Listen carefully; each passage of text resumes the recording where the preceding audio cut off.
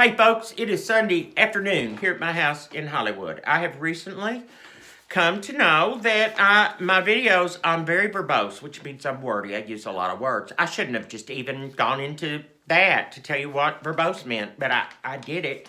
So it's this thing I got where I just talk and talk and talk and just stream of consciousness. Anyway, I'm going to try and reel that in. Because I have a little video today that's got some actual content. And it's about my hometown. It's about history. But if you like old houses, you will like this too. You might not know it. Okay, in my hometown, this was always my favorite house. It is so beautiful and unique to our part of the county. This house is neoclassical or classical revival in style. Okay, now the style of a house, sometimes they would be built when the style was not popular, but usually when you're telling the story, they go, yeah, it was built when this style was not popular. We don't know why this like Gothic house was built here in the middle of this 1960s subdivision. Okay, it's not that way. Anyway, so this house, we all grew up, we saw this house, we saw the big white columns of portico and saw it sitting back at the end of this avenue, and it was just grand and great, and we all just had visions of ladies in white with hoop skirts sauntering around the lawn, and happy darkies singing in the fields and shit. Well, that's not really what this house right here was about, because this house right here did not exist in 1850 and 1860 and during the Civil War. What existed inside it was this house. This is a Greek revival, a beautiful, well-appointed Greek revival farmhouse. Many of these dot the countryside in our county. These were vernacular. A lot of these were built by the bachelors in my hometown. I'm related to them only through marriage, but still proud because their houses were masterpieces. So anyway, this is the house that Elliot Houchins bought in 1904 from the Gore family. This is the house. And so he and his brother were very wealthy, and their wives wanted to show the wealth. They owned bazillion acres of farmland, and they were superbly successful. And Sam Houchins, one brother, built a big glorious house in Chaplin, or right on the outskirts of Chaplin. You know, if you saw it, you would think, oh, that's a big, beautiful, old Victorian house. But it's the thing about it is, the quality of that house could be lifted up there and dropped down in a very fancy old Louisville neighborhood, because it's absolutely every square inch of it was thought out. It's a masterpiece. And I've only seen pictures of two of the mantles inside it, but they are so unique. They're not anything cookie cutter about them. They were brought in from New York. That is what the story says.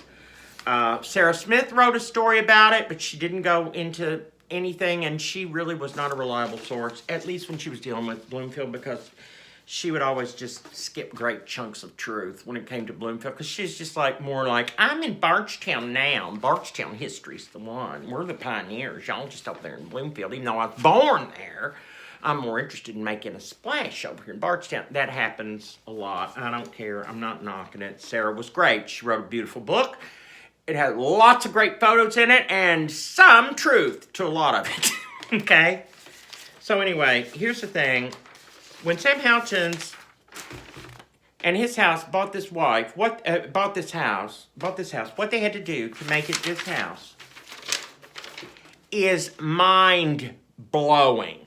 They had to remove the existing roof and add a very steeply pitched hip roof, high enough that it could incorporate three enormous gables from the attic. Okay. They added the big wrap porch, and they added the double portico with the round, with the rounded portico. They built that, the wrap porch, and then over here, there's an extension that juts out that was supposedly a lookout, like they would go up there and watch horse races in the next field, and that's what it looked like. It was a little observation place, and it was perched here over the porte cochere, which is basically like A carport. That's what people would pull their little carriages into there and get out carriages and go in. So anyway, here's the thing. Not only did he have, when he did that, that great, he basically rebuilt this house. Okay?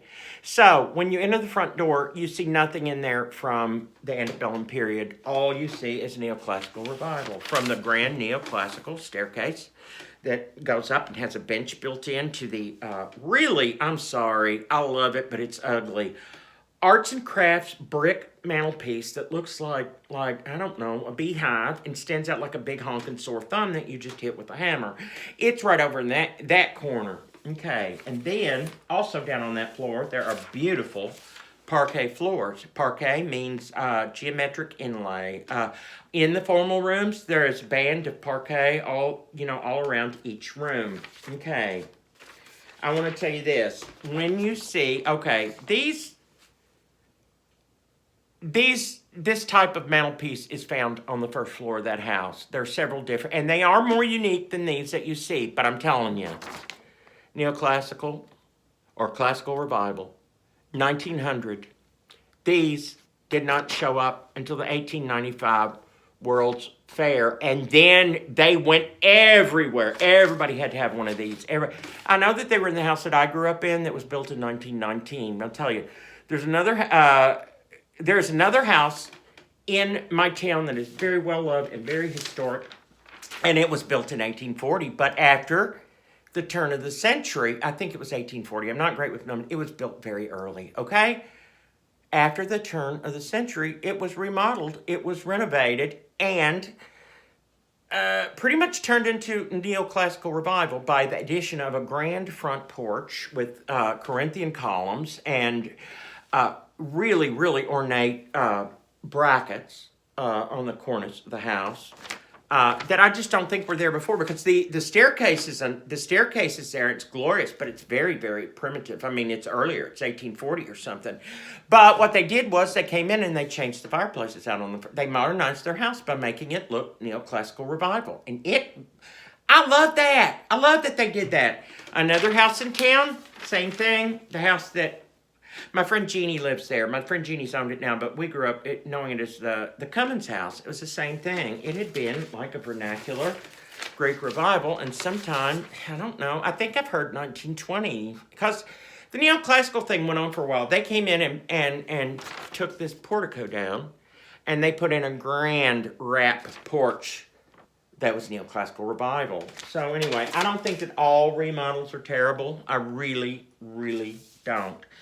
I'll tell you, I have a friend who's a restaurant architect in Lexington, Kentucky, and we talk about stuff like this all the time. You find it boring. But I was visiting him and his wife in their house, and he went and pulled this book out, and he said that this is like the book that he just always pulls out. This is fantastic. If you want to know what style your historic home in the United States is, here is the book right here. Okay, so I just want to do this real quick. So here's the final thing. This house right here did not look like this until Elliot Houchins bought it in 1904 and basically tore it apart and rebuilt it. And I wouldn't have it any other way, because this place is glorious. And I'll tell you something. It's owned by some really rich people today, and it's a mansion. They love it and everything, but I would really like to see this place taken back and actually restored. Not to this, because we got plenty of these. I would like to see it restored to the neoclassical mansion that it is. Okay? Happy Sunday, y'all. Please don't let this be any longer. Oh! I did it. 9 minutes, 18 seconds. Y'all, bye. Bye, y'all.